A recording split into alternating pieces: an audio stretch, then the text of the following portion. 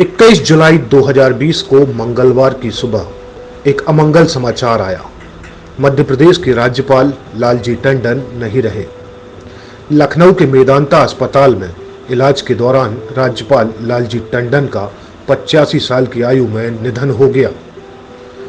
खुद लालजी टंडन के बेटे ने ट्वीट कर उनके निधन की जानकारी दी और लिखा कि बाबूजी नहीं रहे।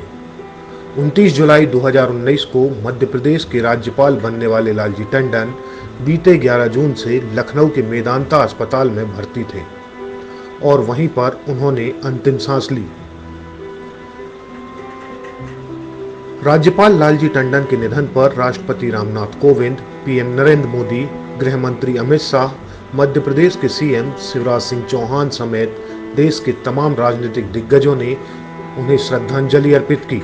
12 अप्रैल 1935 को उत्तर प्रदेश के लखनऊ में जन्मे लालजी टंडन 1960 के दशक में राजनीति से जुड़े। वो महज 12 साल की उम्र से ही संघ की शाखाओं में जाया करते थे और संघ से उनका खास लगाव था। संघ की शाखाओं से जुड़े रहने के कारण उनकी मुलाकात पूर्व प्रधानमंत्री अटल बिहारी वाजपेयी से हुई और फिर वो राजनीति की तरफ बढ़ गए।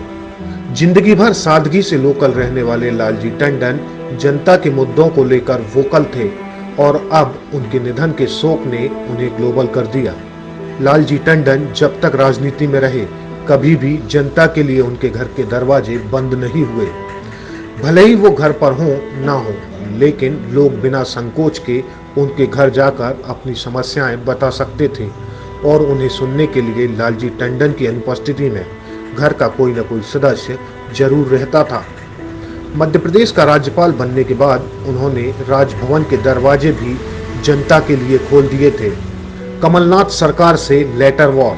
मध्य प्रदेश का राज्यपाल रहते हुए बीते मार्च में तत्कालीन कमलनाथ सरकार से लेटर वॉर को लेकर भी राज्यपाल लालजी टंडन सुर्खियों में रहे।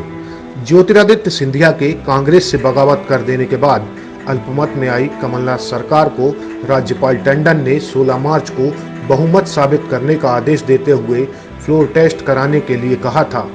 आदेश के बाद भी फ्लोर टेस्ट न होने पर राज्यपाल लालजी टंडन नाराज हो गए थे और सीएम को दूसरा लेटर जारी किया था। उनकी नाराजगी विधानसभा में उस वक्त साफ नजर आई थी जब 40 पन्नों के अभिभाषण को पूरा न पढ़ते हुए वो महज 1 मिनट पढ़कर चले गए थे। 2014 में छोड़ी अटल की विरासत। लालजी टंडन का राजनीतिक सफर लखनऊ से शुरू हुआ। पार्षद से लेकर विधायक बने, सरकार में मंत्री भी रहे। साल 2009 में जब अटल जी राजनीति से दूर हुए तो बीजेपी ने उन्हें अटल जी की विरासत कही जाने वाली लखनऊ सीट से ही प्रत्याशी बनाया और वो चुनाव जीते भी। लेकिन साल 2019 में हुए लोकसभा चुनावों में राजनाथ सिंह का नाम लखनऊ से सामने आने के बाद लालजी टंडन ने अटल जी की विरासत को बड़ी ही सहजता से ये कहकर छोड़ दिया कि मैं भाजपा का एक छोटा सा कार्यकर्ता हूं, जो पार्टी का निर्णय होगा वो मेरे लिए सर्वोपरि होगा। गठबंधन जैसा रक्षाबंधन देखा।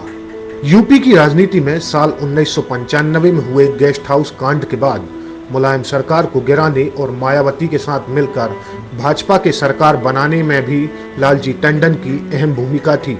बताया तो ये तक जाता है कि जब मायावती की जान खतरे में थी तो लालजी टंडन ने ही उन्हें बचाया, जिसके बाद यूपी की मुख्यमंत्री रहते हुए मायावती ने साल 2002 में लालजी टंडन को चांदी की राखी बांधी। लेकिन राजनीति की बुनियाद पर खड़ा यह रिश्ता महज 1 साल ही चला और 2003 में जब मायावती की सरकार गिरी तो राखी पर लालजी टंडन मायावती का इंतजार करते रहे। ना राखी आई और ना मायावती। वहीं अगर लालजी टंडन के राजनीतिक सफर को देखें तो लालजी टंडन साल 1960 में पहली बार लखनऊ से पार्षद बने। 2 बार पार्षद रहने के बाद 1978 में पहली बार विधान परिषद के लिए चुने गए।